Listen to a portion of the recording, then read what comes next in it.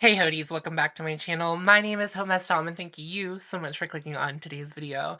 What we're going to do today is I'm going to take a look back at what I purchased in January of 2023 and I want to reflect on those purchases 1 year later. So 2023 is the correct year in the title. It's always there and then people always are like, well, that's not the year it is. And it's like, that's the point. If you happen to be new to my channel, this is a great video to jump in and kind of get a vibe for what I do on my channel. I love makeup and you used to spend a lot of money on makeup and too much money on makeup. And what I really like to do now is try to love my makeup collection as it currently is and try to help myself and help you build the habit of being more discerning about what we're purchasing for makeup. Now, as my channel continues to grow, my relationship with this is a little bit different. I now have to kind of categorize things a little bit separately, but last year was the first year I kind of I had a budget where I was buying things for review and continuing to buy makeup that I think I'd be interested in. Anyway, if this kind of content sounds good to you, I would love to have you subscribe. I like to be really reflective about my purchases, and I think when we are reflective about our purchases, we learn things, and then we won't make the same mistakes that we made in the past again if we take the time to reflect on them. And we also learn our patterns when it comes to purchasing and overconsumption whenever you do things like this. So I'm doing this for me, but you can also do this for you, but you don't have to do it on YouTube like I am. I'm just doing it on YouTube. Last year, the first thing I bought was the Makeup by Mario foundation, the Surreal Skin foundation. I don't have that product anymore. If you were there, you know. If you know, you know. It's gone. That foundation didn't work out for me. I don't really know how it went viral. I don't really understand the hype for that foundation. I found it pretty confounding. I found a lot of the peers that I'm closest to in the makeup world found it pretty confounding. But I think it was a viral TikTok sensation, as like every makeup product is viral on TikTok. As seen on TV, no more. Went viral on TikTok. When? Where are the receipts? Show me the numbers. I thought it looked wet all the time and I couldn't make it not look wet, and I didn't like that. And it had a lot of mica in it. It was like shimmery. Like if you would swatch on your hand and then like wipe off your hand, you were just kind of left with a layer of mica, which I don't mind mica being in my foundation. It just feels like there was like an excessive amount of sparkle in that foundation, which was weird because it didn't really read like sparkle on the face. It read really wet on the face. I just didn't really care for it. It didn't look good on me. I don't regret it though, because I was able to put that video out pretty quickly. I did an in-depth foundation review on that product, and I feel like that video got more views than I usually got at that time. And I was interested in the foundation for myself, but I found that it was better of a purchase as a review product. But I don't think I would have been disappointed in it if it didn't turn out to have been great for me and my channel, because that's like a little bit of a selfish reason for that to have been a good purchase for me. But it is something as a content creator that I do take into consideration when I'm making a purchase of a product, is like, is this really for me, or is it something that I think is going to do well in the algorithm or on my channel? But I do think I bought that foundation for me. Like, I was excited that Mario was making a foundation. I was interested in the product. I bought it. Just because it doesn't work out, just because you bought something and it didn't work out, I don't always think that's like a negative purchase, because it's just like you wouldn't have known unless you bought it, or like if you got a sample or whatever. So maybe that would have been better to have sampled instead of buying the product full size. I feel like now, where I'm at, a lot of the foundations and complexion products I'm interested in aren't really sold at Sephora, so I can't always get a sample of it. But that's food for thought for you as a consumer. Like, if you can get a sample of something, you should always just go get a free sample of it, try it a few times, and then purchase based on that. But as a content creator, it's a little bit different, and I do try to rehome my makeup if I can, and when I'm done testing it, or if I don't like it, or if I declutter it or whatever. And I think it's still suitable for another person to use. I think that my curiosity would have always been there if I didn't try it. Like if I didn't try it at the time, I think I probably still to this day would have been like, well, what if it would have worked for me? So I think it's one of those itches I had to scratch. Otherwise, I would never have known it. I would still be wondering, and I still might have bought it even after all the hype has died down. So I do think for me to buy it in real time when it was like kind of popping off was a better time for me to purchase it than if I would purchase it now. And I think that's a good segue into the next foundation that we're going to talk about. I also bought the House Labs foundation, and that was something that I think I thought of as a purchase for my channel, but it really wasn't that. It was like my own curiosity, and I should have just owned up to it. So that foundation is okay, good. I liked it. It wasn't my favorite. I do recall there was a time when I was testing it where it was like the only foundation I kept reaching for. However, it wasn't a perfect match for me if I recall. I don't remember what shade I purchased at this one, but I think it was shade 100 or like LN 100 or something like that. It's like typically any makeup brand that does that, like LN or like fair N or deep N, you know, like I'm always like whatever 100 is typically L100, whatever the lightest neutral shade is, not the fairest neutral shade, but the lightest neutral shade. This is something that I've learned as a content creator, and I think it's a hard lesson to learn as a content creator. Just because one person asks you to review something or talk about something or do a video idea doesn't mean that that's going to be good for your channel, even though that person wants it. Because there are a lot of things that I've tried on my channel, you know, you learn, right? Like there are definitely, all content creators have like video series that they do that they always fall back on because those are videos that do well for them and they typically do well for them in the algorithm. Like sometimes you'll see someone say something and you like think it's a good idea. Like someone was like, I'd really like to hear your opinion on the House Labs. And what would have been a better idea with House Labs was to do just a full brand review, because I think that people would have got more out of that than just me talking about the House Labs foundation like 6 months or a year after it launched, because I wasn't fresh. It wasn't a new product whenever I was trying it out. And the other thing that happened was, because of that and because I wasn't enthusiastic about it, I was testing it for a really long time, but kind of for no reason. I don't think I did a review, and it was like a mini review inside of a bunch of other foundation reviews that I did. Like, I remember that was where I clumped that in. I don't think that people who regularly watch my channel, I think that they care what I had to say, but there was really nothing to offer like to new people. And I'm not always trying to cater to like a new audience every time I do a video, but you know what I mean? There's just sometimes you're thinking about that. And I just think that the House Labs foundation for me was a purchase I deluded myself into thinking would be good for my channel when it was really just a purchase for me. And I think if I had that context when I bought it, I think I would have felt different about that purchase in real time. I wouldn't have delayed talking about it on my channel really for a while like I did, because it would have been like, oh yeah, it doesn't matter that I haven't done a video on that because I don't need to do a video on that, right? Because sometimes you'll buy something old and you're just like really into it, and then you share that love over the course of many videos, and I think that's more valuable, or that's the kind of content that I find more valuable.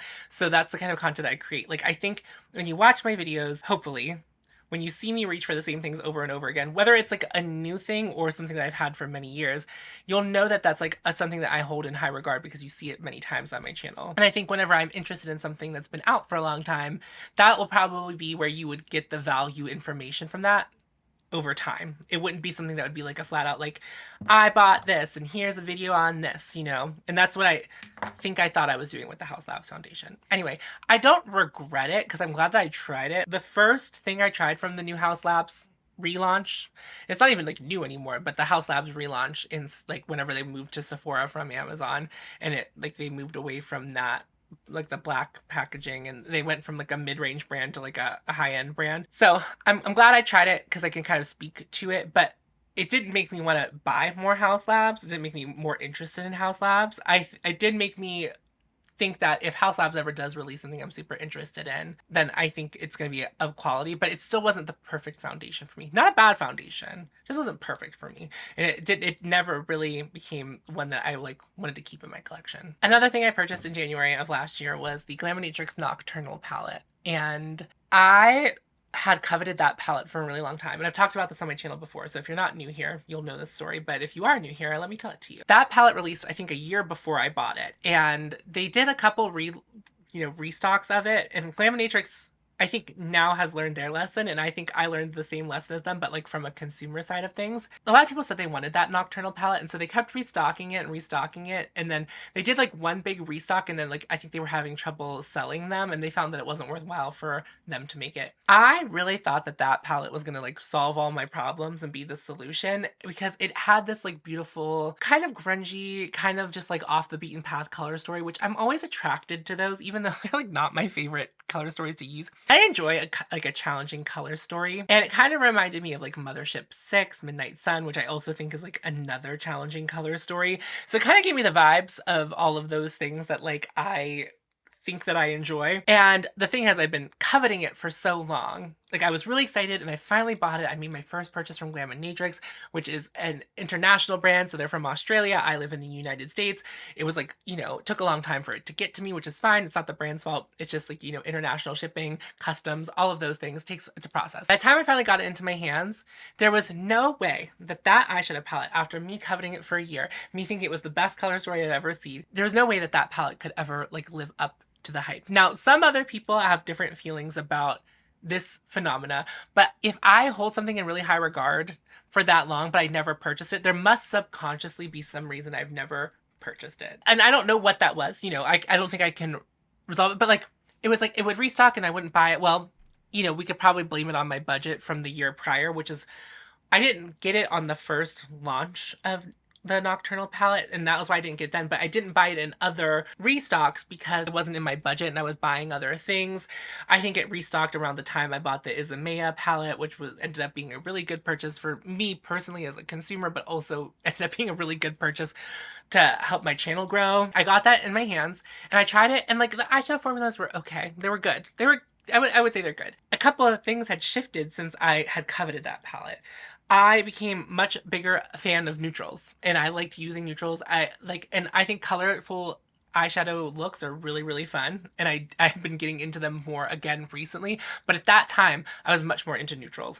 And so for me to have bought this colorful palette with this challenging color story in a moment where I was really into just kind of like doing really easy, beautiful makeup, it didn't like click, and then I was using it, and I find that bright colors and challenging colors often don't work the way that I prefer my eyeshadows to work, which I don't think is a problem. I just think it's a difference in application. A lot of bright colors are kind of like pack and blend, and that's the best way for you to get that bright, intense pigment and then have that little bit of a blend. I like to slowly build color. So with neutrals, it's really easy to do because it kind of looks like your skin until you get that pigment and then you have a really beautiful blend. I just like, it's harder to do that with brights. And so I was trying to like use these eyeshadows that probably weren't designed for me to use them the way I was using them, and they just like didn't really pan out for me. And it was really disappointing. And I don't feel like it was a waste of money. I think it was like a lesson I had to learn. Like I look back on it and I was like, yeah, no, that palette didn't work out for me. But the lesson learned was like, if you haven't bought it in a year and you think you still want it, but step back and be like, well, why haven't I bought it?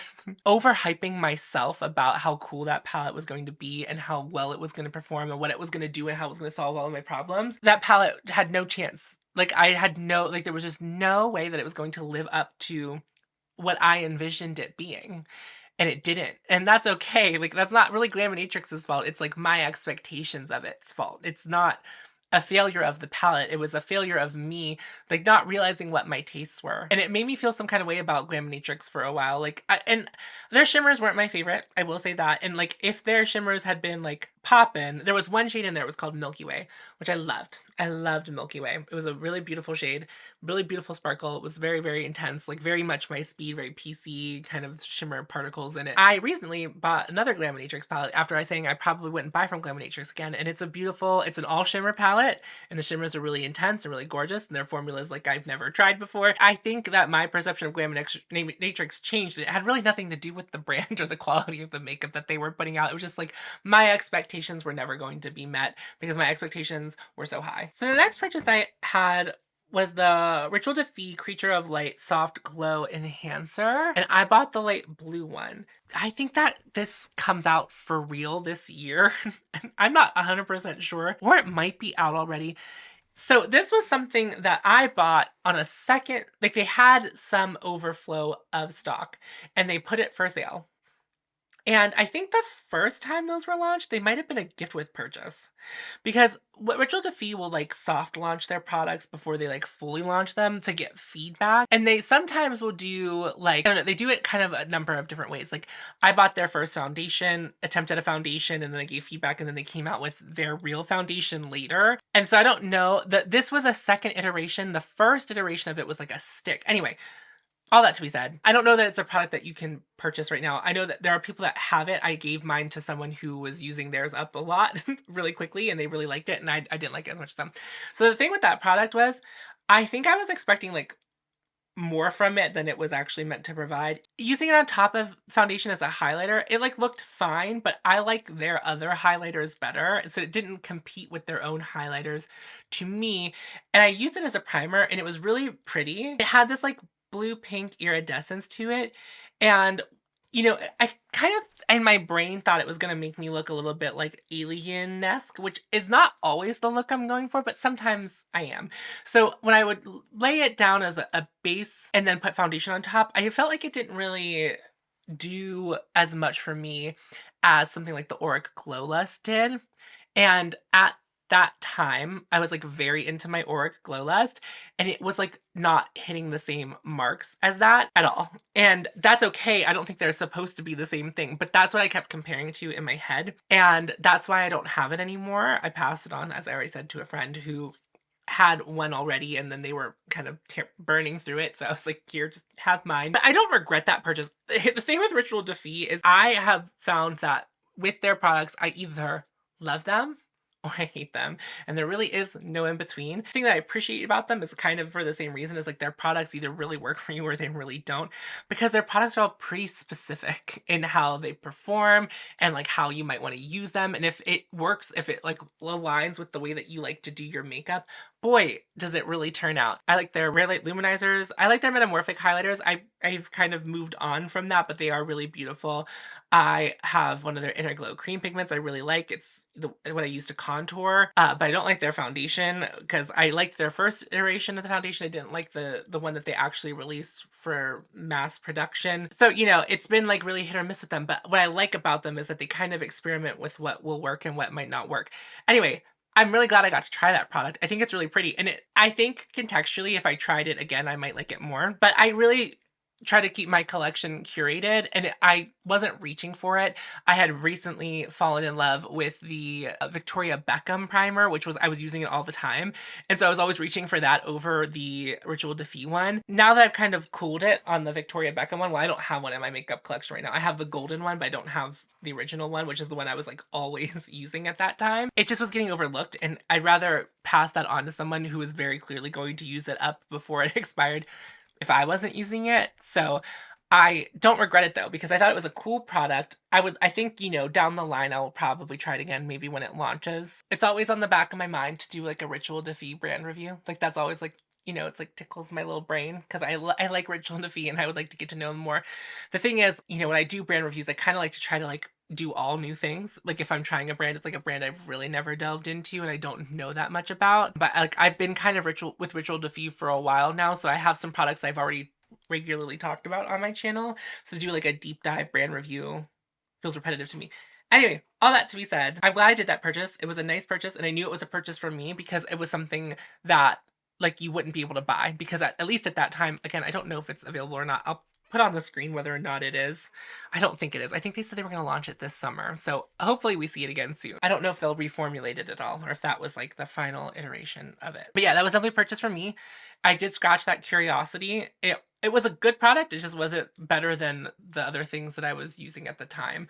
But I still use those products. Like Auric Glow Lust is still in my collection. And if I finished the Victoria Beckham primer, I completely panned it, which on my channel is very rare. But, you know, we're starting to see with the past couple of years, me really trying to love on my makeup collection as it currently is, we're starting to see the benefits of that. Like I don't wear makeup every day. So, but there's a lot of stuff that has some pan in it right now, which is very exciting. I love that for me and my channel. Like I hit pan on a blush recently. I have some powders that are building some pretty big pan, which is, I have oily skin, so it's really funny that like I'm just now starting to hit pan in some powders, but it's really exciting. I'm very excited that my use of my own makeup is really showing off. And if that product from Ritual de Fille was still in my collection, it would be distracting me from things that I liked more, and like I would never pan anything. I would never finish up anything because I'd be like trying to rotate and get my head around all of it. The final thing I still have, but they're loose. They're on the loose. Last thing I bought in January of last year. I bought a lot of stuff in January of last year.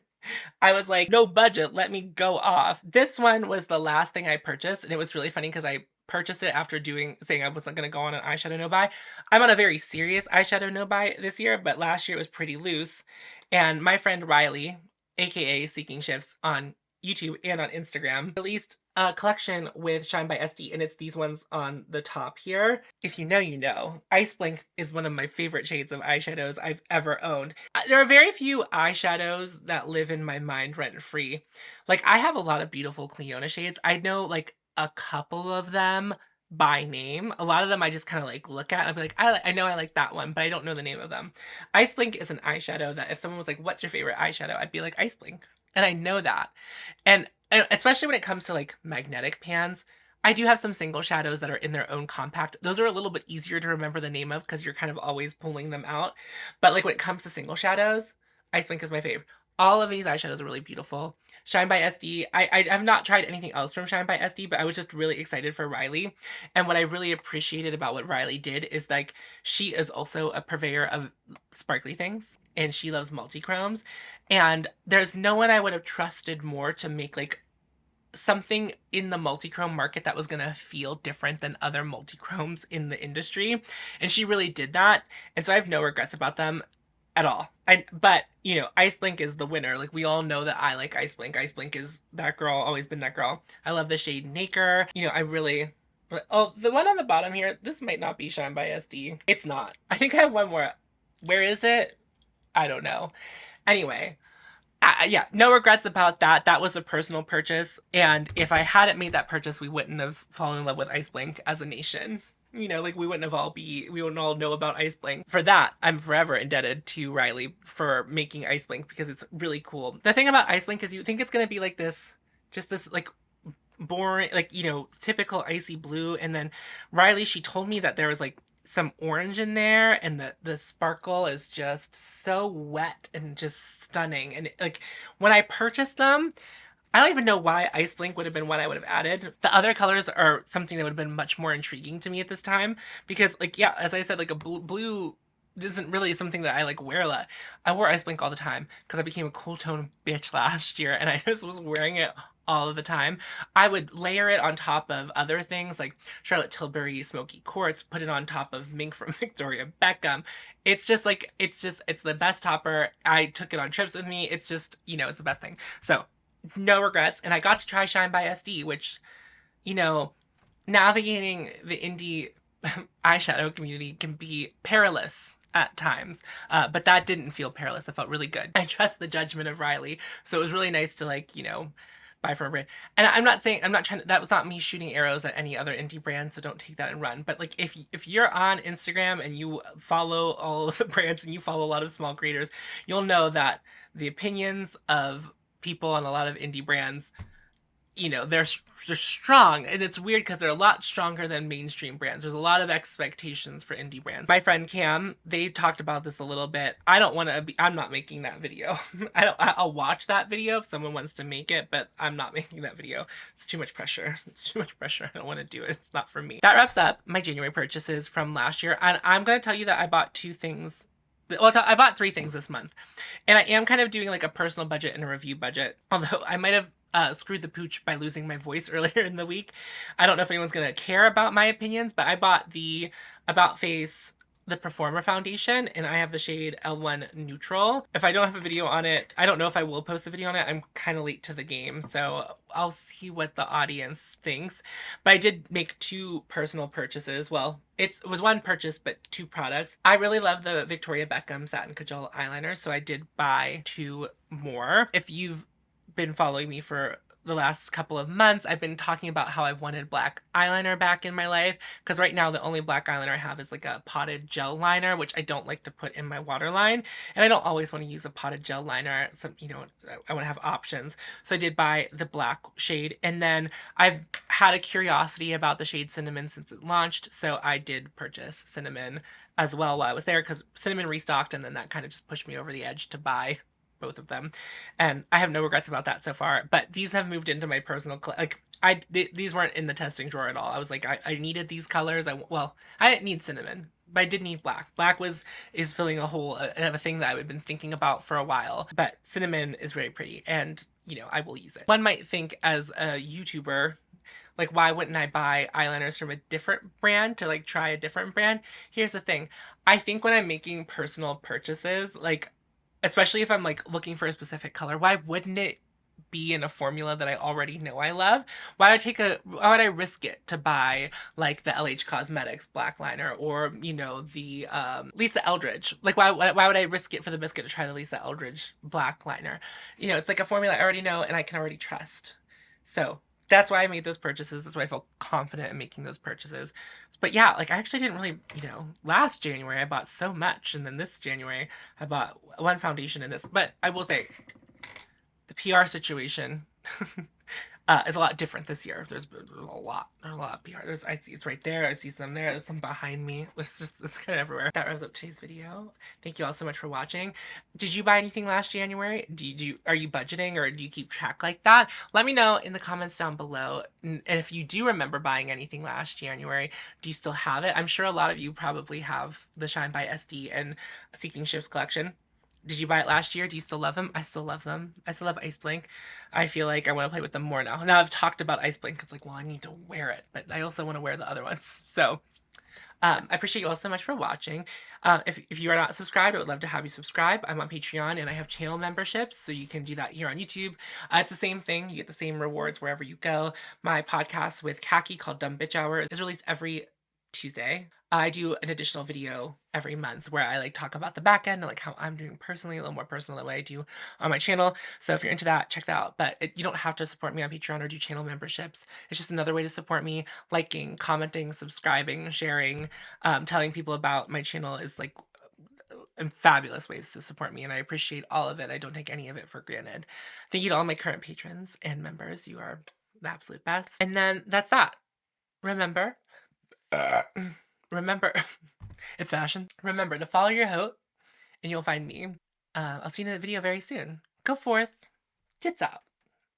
Bye-bye.